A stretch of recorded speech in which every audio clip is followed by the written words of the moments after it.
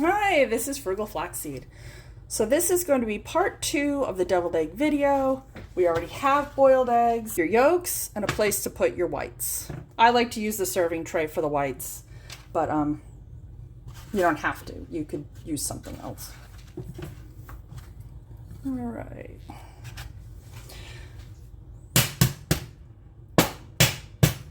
Tap both ends.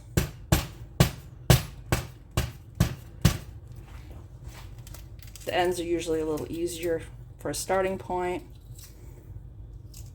And you're going to start by peeling all the eggs. Between the shell and the egg, there's a little membrane. If you find it, you can just peel it off.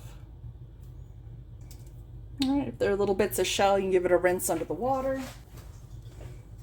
And then just put it in the tray. 6 at this point have been fully peeled. I'm going to clean up the shell and we'll be right back. All right, next step. I have my small bowl that's going to catch all the yolks. I have a small cutting mat, a paring knife, and my serving dish. At this point, you want the serving dish. You take your egg. Let's assume, see, we got like some dents over here. So you want to hide those. So when you cut it, you want those to be on the bottom. So we're going to aim right down the center, like that. And now when you're looking at it, you're not going to see it.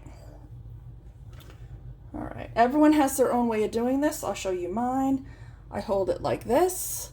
I kind of pull back with the thumb and ring finger, which pops the yolk out. I grab my iced teaspoon or regular spoon and just plop it in. You can take that little bit out or you can just leave it. So now you can see our 6 eggs are now sliced in half. The yolks have been removed. I like them all pointing to the middle, but it really does not matter. You could go the extra step and clean them up so absolutely every scrap of yolk is in the bowl.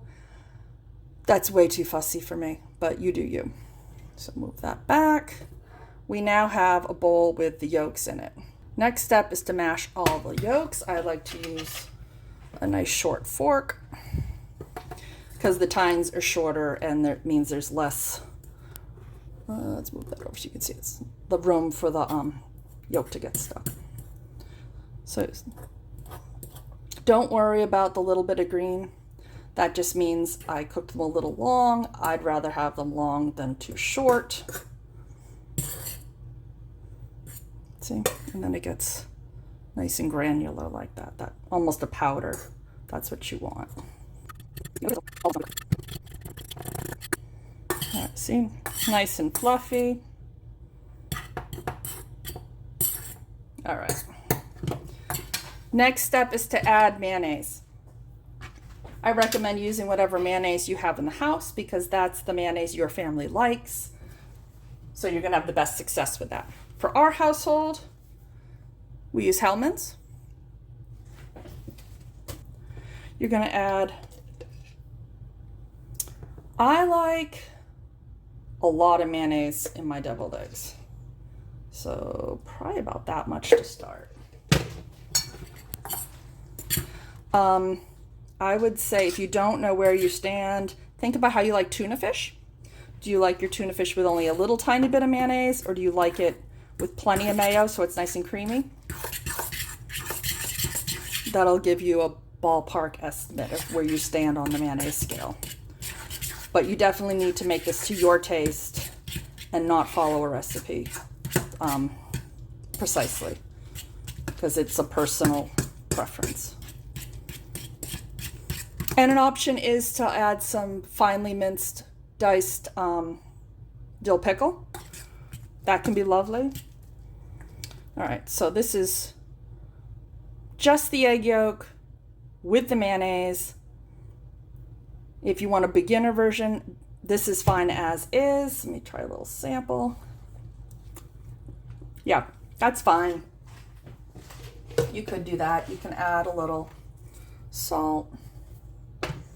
maybe a hint of pepper. Then I like to add a little bit of mustard. In our house, we'll use Grey Poupon. And I only use about a teaspoon of this.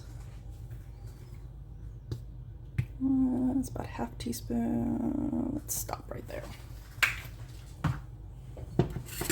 Okay, make sure it's stirred in thoroughly. One quick taste. Yes. Yes. Oh, that is spot on. Okay. Woohoo. Nice. Okay. All right, so no more mayonnaise, no more mustard. We're going to put those away. If you were going to be making egg salad, like for an egg salad sandwich, you would take this and then dice up all the whites, throw them in, stir the whole thing, and use it as a sandwich spread.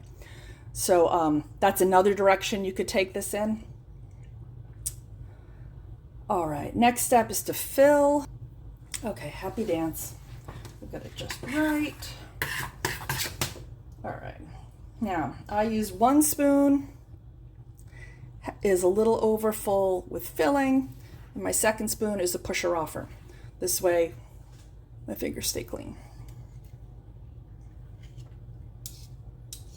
And I start with just filling the little cavity, give it a little tap tap, fill all those little air holes. And then I go down through all 12. And then if I have filling left, I'll top them back up to make them look pretty.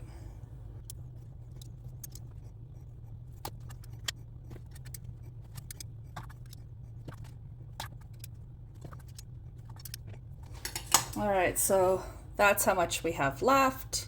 I'm going to go through and top them up now.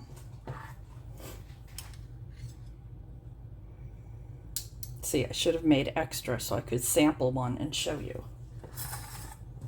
Comfort food, easy side dish, perfect and refreshing for a hot summer day. They're also good for Easter. If you don't mind nightshades, you could sprinkle a little paprika on. We do have people who avoid nightshades in our house, so I won't. But my grandmother did, and it dresses it up, makes it look a little pretty. Doesn't add any spice, so you don't need to worry about that. This is open to many interpretations, and make it your own. Have a great week. See you next time. Bye.